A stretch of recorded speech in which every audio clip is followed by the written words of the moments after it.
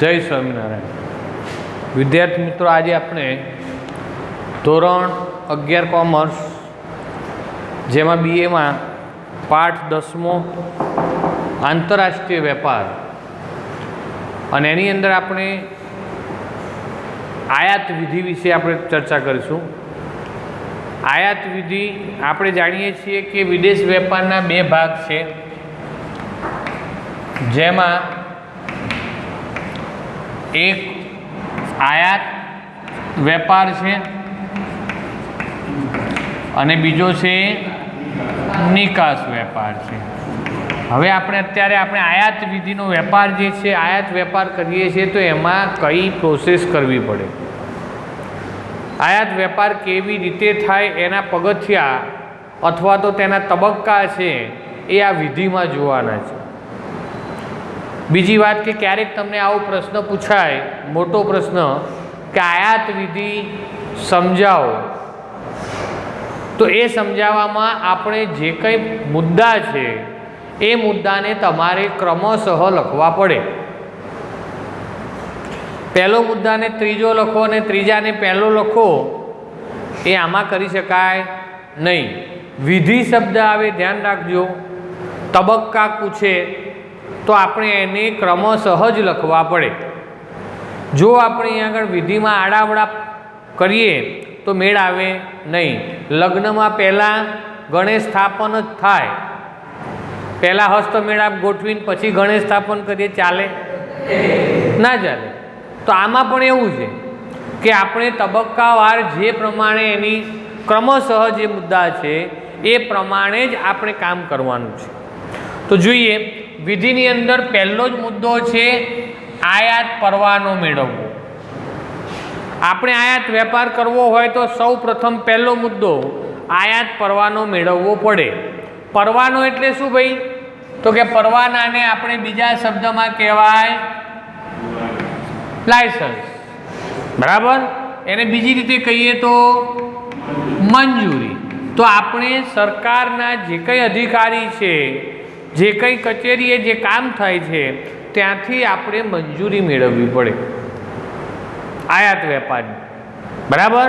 તો અહીંયા આગળ સૌ પ્રથમ પહેલા મુદ્દામાં આપણે કહ્યું તે પ્રમાણે અહીંયા લાયસન્સ મેળવીશું, લાયસન્સ અથવા મંજૂરી. અમુક વેપારીઓ એવા છે કે જે વેપારીઓ કાયમી આયાત વેપાર કરતા હોય, તો એ લોકો લાયસન્સ મેળવે છે જેને OGL કહેવાય છે, ઓપન જનરલ લાયસન્સ. શું નામ? Open general licence. કે જે કાયમ માટેનો વેપાર હોય તો અમુક જે ચીજ વસ્તુ કે સેવા છે એના વેપાર માટે અહીંયા આગળ આવું ઓપન જનરલ લાયસન્સ મેળવતા હોય છે. અમુક વેપારીઓ એવા છે કે જે ક્યારેક ક્યારેક આયાત કરે છે, કાયમ માટે નહીં. તો એ લોકો જ્યારે વેપાર કરે ત્યારે આ વિધિમાંથી એમણે પસાર થવું પડે અને આ પ્રમાણે આપણે એક પ્રકારે એમની પાસેથી એ આયાત પરવાનો આપણે મેળવવો પડે છે. અને આ આયાત પરવાનો મેળવ્યા પછી જે કંઈ એ લોકોની ચીજવસ્તુ સરકારે જે બહાર પાડેલી હોય એટલી ચીજવસ્તુમાંથી આપણે કોઈ પણ ચીજવસ્તુનો આયાત વેપાર કરી શકાય, બરાબર? પણ જે સરકાર દ્વારા નક્કી થયેલી ચીજવસ્તુ, આયાતી ચીજવસ્તુ જે છે એની જે યાદી છે એ યાદીની બહારની કોઈ વસ્તુનો આયાત વેપાર થતો નથી, બરાબર? તો અહીંયા સરકારે બહાર પાડેલી જે ચીજવસ્તુ છે એમાંથી આપણે આયાત વેપાર કરવા માટેનું લાયસન્સ એ આપણે મેળવીશું. આ લાયસન્સની અંદર આયાતકારનું ના, એટલે આપણે અરજી કરવામાં આવે લાયસન્સ કે પરવાનો મેળવવા માટે, તો એ અરજી કરીએ એમાં શું હોય? તો કે આયાતકારનું નામ અને સરનામું હશે લખેલું, તેની આર્થિક પરિસ્થિતિ બાબતમાં અંદર લખેલી હશે, બરાબર? જે ચીજ વસ્તુ કે સેવાનો આપણે વેપાર કરવાનો છે તો એની વસ્તુની સંપૂર્ણ વિગત એ પણ એમાં દર્શાવેલી હશે, બરાબર? તો અહીંયા દરેક બાબત અહીંયા આની અંદર આપણે લખી અને આપણે જે તે કચેરીએ એને આપણે અરજી કરવી પડે અને ત્યાર પછી આપણને પરવાનો મળે છે. તો આમ આપણે અહીંયા આગળ સૌ પ્રથમ પહેલો આયાત પરવાનો આપણે જે તે અધિકારી હોય એ વેપાર અધિકારી પાસેથી આપણે આ પરવાનો મેળવવો પડશે. જો આપણે કરેલી અરજીના જે ડોક્યુમેન્ટ આપણે ત્યાં જમા કરાવ્યા પછી એ અરજી પ્રમાણે અધિકારી તપાસ અધિકારીને યોગ્ય લાગશે તો જ તમને અહીંયા પરવાનો આપશે. બરાબર. તો સૌ પ્રથમ આપણે શું કરવાનું? મંજૂરી મેળવવાની અથવા તો પરવાનો મેળવવાનો છે. બરાબર. ચલો, પરવાનો મળી ગયો તો બીજી આપણે પગથિયા ઉપર જઈશું. શું કહે છે? હુડિયામણ મેળવવાની વ્યવસ્થા કરવી. જાણીએ છીએ કે આપણે આયાત કરીએ છીએ. આયાત ક્યાંથી કરીએ છીએ? અન્ય દેશમાંથી કરીએ છીએ. અને અન્ય દેશમાંથી જ્યારે આયાત કરતા હોય ત્યારે આપણે એમાં ચૂકવણી કઈ રીતે કરવી પડે? અન્ય દેશના ચલણમાં કરવી પડે. આપણા રૂપિયાની ચૂકવણી થાય ના થાય? આપણે જે તે દેશમાંથી આપણે આયાત કરીએ છીએ એ દેશમાં જે ચલણ ચાલતું હોય એ ચલણ પ્રમાણે આપણે એને ચૂકવણી કરવી પડે. અથવા અત્યારે આપણે કહીએ કે સર્વસામાન્ય જે ડોલર છે એ ડોલરમાં ચૂકવણી થાય છે અને બીજું યુરો. આ દરેક દેશોએ સ્વીકારેલું છે તો આપણે એની અંદર ચૂકવણી કરી શકીએ અથવા તો જે તે દેશના ચલણમાં. ઓકે. તો એના માટે આપણે શું કરવું પડે? એની વ્યવસ્થા કરવી પડે. આપણી પાસે તો રૂપિયા છે, સામેવાળા પક્ષને આપણે ચૂકવવાના થશે તો અહીંયા આગળ આ વ્યવસ્થા કોણ કરશે? RBI, reserve bank of India, જેની અંદરથી આપણને નાણાંનું એટલે કે આપણે રૂપિયાનું ડોલરમાં કન્વર્ટ કરી આપશે. કોણ કરી આપે? Reserve bank of India. તો આયાતકાર જે છે એ આયાતકાર રિઝર્વ બેંક ઓફ ઇન્ડિયામાં જઈ અને અમુક જે રૂપિયાની આપણે જરૂરિયાત છે હુડિયામણની, એ હુડિયામણની વ્યવસ્થા એણે કરવી પડે છે. ક્યારેક રિઝર્વ બેંક ઓફ ઇન્ડિયાએ જો સત્તા આપી હોય તો એ બેંક પાસેથી આપણે કરી શકીએ. દાખલા તરીકે આની જે ક્ષેત્રીય બેંકો છે કઈ છે? SBI, state bank of India. બરાબર.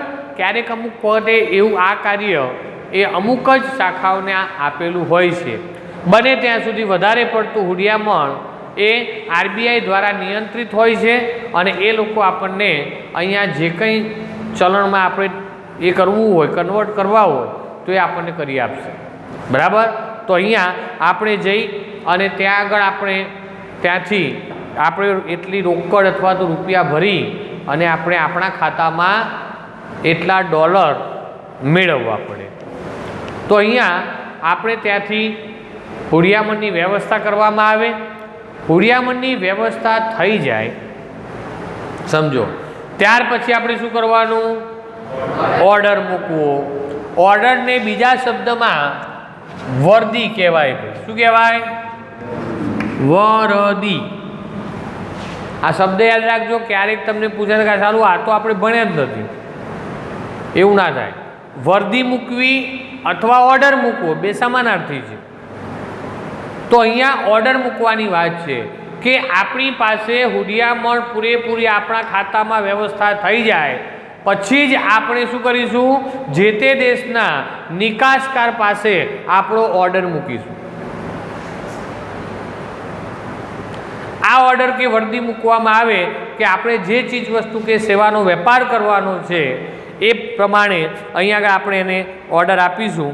ઓર્ડરની અંદર આપણે જે નિકાસકાર છે એ તેના નિકાસકારના જે ઉત્પાદકો પાસેથી એ માલ મેળવી શકે એટલા માટે એડવાન્સમાં આપણે એને ઓર્ડર આપવો પડે.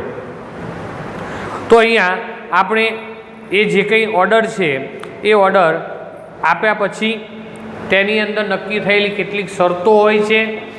બે પક્ષકારો વચ્ચે આયાતકાર અને નિકાસકાર બંને વચ્ચે અહીંયા આગળ એ જેટલી કંઈ જે શરતો એમ બંને વચ્ચે હોય એ શરતો અહીંયા આગળ બંનેને માન્ય હોય તો નિકાસકાર આપણો ઓર્ડર સ્વીકારશે. બરાબર। અને એ ઓર્ડર આપણે અહીંયા સ્વીકાર્યા પછી અહીંયા એ બંને વચ્ચે જે થયેલો જે કરાર છે એ કરારને ઇન્ડેન્ટ કહેવામાં આવે છે। શું કહેવાય? ઇન્ડેન્ટ પત્ર તરીકે પણ ઓળખાય છે। તો આ ઇન્ડેન્ટ પત્ર છે એ શું છે? આયાતકાર અને નિકાસકાર બંને વચ્ચે થયેલો જે કરાર છે એ કરારનું લેખિત નામું એને આપણે આ જે પત્ર તૈયાર થાય એને આપણે ઇન્ડેન્ટ પત્ર તરીકે ઓળખવામાં આવે છે। 1 માર્ક્સમાં પૂછાય છે। 1 માર્ક્સની અંદર આ પૂછાય છે કે ઇન્ડેન્ટ પત્ર એટલે શું? તો જ્યારે આયાતકાર ઓર્ડર આપે છે ત્યારે બંને પક્ષકારો આયાતકાર અને નિકાસકાર બંને વચ્ચે જે કંઈ શરતો મંજૂર થાય તેનો જે લેખિત પત્ર છે જેને આપણે શું કહેવાશે? ઇન્ડેન્ટ પત્ર તરીકે ઓળખવામાં આવે છે। તો આ પ્રમાણે આપણે ઓર્ડર મૂકવાનો છે। ઓર્ડર મૂક્યા પછી નિકાસકાર આપણી ઉપર આપણે એને નાણાં આપીશું કે નહીં એની ખાતરી કરવા માટે એ આપણી પાસે સાખપત્ર માગે છે। શું માગશે? સાખપત્ર માગશે। અને આ સાખપત્ર કોની પાસેથી માગશે? તો આયાતકાર પાસેથી નિકાસકાર માગે છે। તો આયાતકારે પોતાની જે બેંક છે એ બેંકમાંથી આ સાખપત્ર મેળવવું પડે છે। બરાબર। તો આ જે સાખપત્ર છે એને આપણે લેટર ઓફ ક્રેડિટ કહેવાય છે। ક્યારેક તમને પૂરું નામ પૂછે છે, આવું આપેલું હશે કે ભાઈ પૂરું નામ આપો, L/C આવું લખેલું હોય એનું આ ટૂંકાક્ષરીમાં છે। આને એમ કે ભાઈ તમારે પૂરું નામ આપો તો આપણે શું લખવું પડે? Letter of credit. અડધા માર્ક્સમાં પૂછાય છે। 2 પૂછ્યા હોય એનો 1 માર્ક્સ હોય, સમજ્યા? તો તમારે લખવું પડે। હવે ભાઈ લેટર ઓફ ક્રેડિટ જે છે એ મારે અંગ્રેજીમાં લખવું તો જ મને માર્ક્સ મળે ને? એવું હોય ના, તો તમે અંગ્રેજી ઉચ્ચાર ગુજરાતીમાં લખી નાખવાનો। આપણને સ્પેલિંગ ના આવડતું હોય, અધૂરા હોઈએ તો આપણે શું કરવાનું? એને ગુજરાતીમાં અંગ્રેજી ઉચ્ચાર ગુજરાતીમાં લખવાનો। એટલે હું અહીંયા આગળ લખી શકું ભાઈ કે ભાઈ લેટર ઓફ ક્રેડિટ, ખબર પડે છે? તો આવું લખશો ને તો એ તમારા સાહેબ તમને માર્ક્સ આપશે। ખ્યાલ આવ્યો? તમારે અંગ્રેજીમાં લખવું હોય તોય વાંધો નથી, તો તમે અંગ્રેજીમાં પણ લખી શકો છો। બરાબર। પણ પૂરો સ્પેલિંગ આવડતો હોય તો અંગ્રેજીમાં લખવા જવું, નહીં તો કંઈક અક્ષર એનો ઉચ્ચાર બદલાઈ જતો હોય, અર્થ બદલાતો હોય તો સાહેબ માર્ક્સ ના પણ આપે। પણ એવું જોખમ કરવાની જરૂર નથી। ખ્યાલ આવ્યો? ઓકે। તો આ રીતે આપણે અહીં આગળ એ સાખપત્ર મેળવવાની વાત છે। બરાબર। તો આ સાખપત્ર કોણ આપે? તો આયાતકારની બેંક જે છે એ આયાતકારની તરફેણમાં સાખપત્ર આપે છે। અને આ જે સાખપત્ર છે એ કેવું હોય? તો બેંક પોતે આયાતકાર પાસેથી જેટલા રૂપિયા માટેની સાખ માગે છે એટલા રૂપિયા આપણે પહેલાં બેંકમાં ભરી દેવા પડે, પછી બેંક આપણને લખી આપશે આયાતકારની તરફેણમાં કે આ વ્યક્તિની બેંક વ્યવહારની અંદર તેની સાખ સારી છે, પ્રતિષ્ઠિત વ્યક્તિ છે, તેના નાણાં સમયસર મળી જશે એનું અમે ખાતરી આપીએ છીએ। આ અંગે અહીંયા બેંક આપણને આને લખાણ આપે છે અને એ જે સર્ટિફિકેટ તૈયાર થાય એ આપણે પછી સામે મોકલવાનું થશે। બરાબર। જે નિકાસકારને મળે, નિકાસકારને સંતોષ થાય તો જ પછી આગળની પ્રક્રિયા કરશે માલ મોકલવાની। નહીં તો એ માલ મોકલે ને અહીંયા આગળ કદાચ આયાતકાર પૈસા ના ભરે તો? બંને પક્ષકારો એકબીજાને ઓળખતા નથી, બંને અલગ અલગ દેશના છે અને માટે સાખપત્ર મોકલવું જરૂરી છે। તો અહીંયા આગળ નાણાંને પહેલાં જમા લઈ અને પછી સાખપત્ર બેંક આપે છે, ધ્યાન રાખો। અને ક્યારેક બેંક સાખ સંદર્ભ આપે છે। શાક સંદર્ભ એટલે શું? તો અહીંયા આગળ જે તે ખાતેદાર છે, આયાતકાર છે, આયાતકારના ખાતામાં બેલેન્સ ન હોય છતાં પણ રોજિંદા વ્યવહારોને આધારે એ આપણને જે પત્ર લખીને આપે શાક અંગેનો, તેને શું કહેવાય? શાક સંદર્ભ કહેવાય. પણ શાક સંદર્ભમાં બેંક ખાતરી આપશે નહીં કે નાણાં ચૂકવાઈ જશે એમ. તમારું વર્તણૂક જે છે, બેંક સાથેના જે વ્યવહારો અંગે તમારી જે વર્તણૂક છે એ અંગે તમને લખી આલ છે કે ભાઈ આ ખાતેદાર એ રેગ્યુલર છે, નિયમિત છે, તેના નાણાકીય વ્યવહારો સારા છે, એવું લખીને આપશે. પણ છેલ્લે લીટી નહીં લખે કે અમે ખાતરી આપીએ છીએ. જ્યારે આની અંદર લખીને આપશે. કેમ લખીને આપે? પહેલા પૈસા પોતાના ખાતામાં બેલેન્સ થયેલું હોય. બરાબર?